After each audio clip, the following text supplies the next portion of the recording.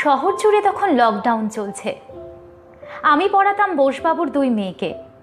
বড়টা 7 আর ছোটটা ক্লাস 3-তে পড়ে। মাইনে যা পেতাম তা দিয়ে আমার মায়ের ওষুধ আর বাবার ইনহেলারটা কেনা হয়ে যেত। বোনের বিয়ের জন্য টাকাও জোগাড় করছি একটু একটু করে। সেদিন কলিং বেলটা বাজতেই বোসবাবুর স্ত্রী মাস্কটা মুখ থেকে নাকের ওপর আরেকটু টেনে নিয়ে বললেন, শোনো, তোমাকে আর আমাদের বাড়িতে পড়াতে আসতে হবে না, তুমি অন্য বাড়ি খুঁজে নাও। আমি ওনাকে কাকিমা বলতাম, তাই আগের মতো মিনমিনে গলায় মুখ নামিয়েই বললাম, কিন্তু কাকিমা, এভাবে মাঝখান থেকে আমাকে কেই বা পড়াতে নেবে? তাছাড়া আগের মাসের মাইনেটাও তো বাকি। তোমার কাকাবাবুর ব্যবসা বন্ধ, রোজগার নেই, ও মাইনে আমরা দিতে পারবো না, আর এই লকডাউনে দেবই বা কি করে তোমাকে টাকা? কিন্তু কাকিমা, আমার বাবার ইনহেলারটা। মুখের ওপর বন্ধ হয়ে গেল দরজাটা। গলার কাছে দলা পাকিয়ে এলো বেকারত্বের যন্ত্রণা। মুখে লেগে থাকা আঁটো-সাঁটো মাস্ক ভেদ করে এক রাশ কষ্ট প্রবেশ করলো ফুসফুসের অলিতে গলিতে। আমি একজন বেসরকারি টিউশন মাস্টার। আগে ঝড়, জল, তুফান কিংবা বজ্রপাতেও আমাকে সঠিক সময় পৌঁছে যেতে হতো পড়ুয়ার বাড়ি বাড়ি। আর এখন আমার জন্য সেই দরজাগুলোই বন্ধ হয়ে যায়। না, আমার জন্য সরকারের কোনো দায় নেই, থাকবেই বা কেন?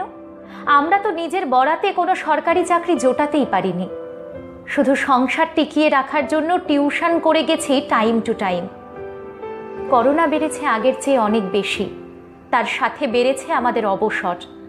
ভাইরাস বেড়েছে আগের থেকেও অনেক বেশি, আর তার সাথেই বেড়েছে আমাদের খিদে। লকডাউন বেড়েছে, বিধিনিষেধ বেড়েছে, দূরত্ব বেড়েছে, আর তার সাথে বেড়েছে আমাদের দারিদ্রতা।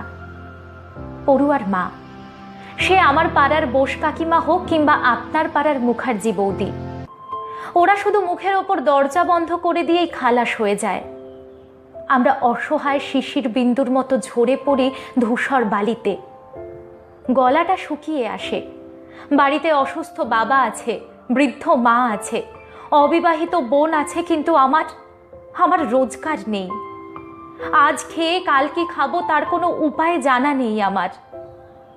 আমরা বেকার টিউশন মাস্টার ধর্মাবতার। আমাদের কোনো জাত নেই, গোত্র নেই, ধর্ম নেই, রং নেই। আমরা শুধু সরকারি শিলমোহর ছাড়া বছরের পর বছর শিক্ষাদান করি, এটাই আমাদের রোজগারের অবলম্বন ছিল।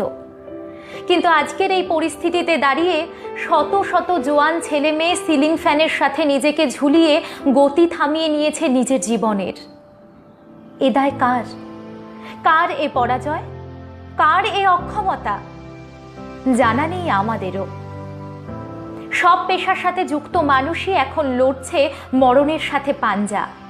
তাই নিজেকে নিয়ে বিশেষ কিছু জাহির করার নেই। শুধু পাড়ার বোস কাকিমা আর মুখার্জি বৌদিদের কাছে অনুরোধ, আমাদের চাকরিটা এভাবে খাবেন না।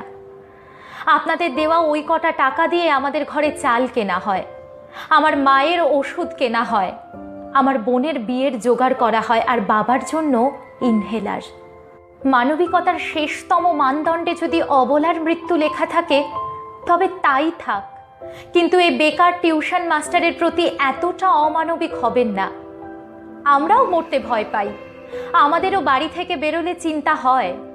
আমরাও কেউ আয়রন ম্যান নই, শুধু একটু সহযোগিতা প্রয়োজন। আমাদের জীবনের মূল্য না হয় একটু মনুষ্যত্ব দিয়েই ধার্য করা হোক।